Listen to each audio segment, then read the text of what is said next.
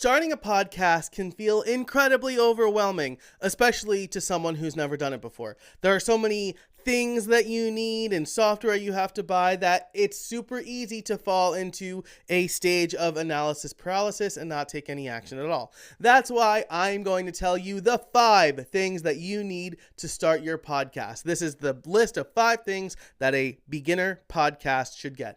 The first is a microphone. Your built-in microphone is not going to cut it, so you need to upgrade. Luckily, you can do that affordably.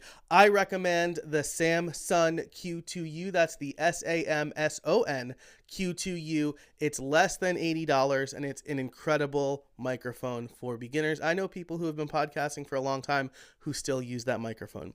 The next is a good set of headphones. Now, the headphones I recommend are the Audio-Technica M50X. They're $150 the last time I checked, so more than the microphone, but they are over ear. They form a good seal. And the reason that you want to have headphones is because you don't want your guest bleeding into your audio, because that's really hard to edit and it's not going to sound as good.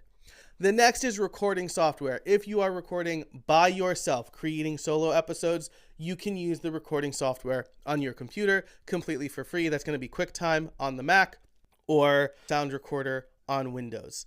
Now, you will need to get something if you are doing interviews, and I would recommend Squadcast. I don't recommend Zoom for something like this because Zoom is going to degrade the audio and really want to have good audio. So Squadcast if you're recording interviews, the built-in recorder if you are recording by yourself. When it comes to editing, you should always edit, and while I recommend hiring an editor, I know that most beginners aren't in a place to do that, and so I would recommend Descript. Descript and Squadcast come as a bundle, so it's one price for both, and Descript makes it super easy to edit your podcast. You can edit by transcript, they can clean up the sound, and you can add effects and things like that. And finally, you need hosting. You need some place for your podcast to live.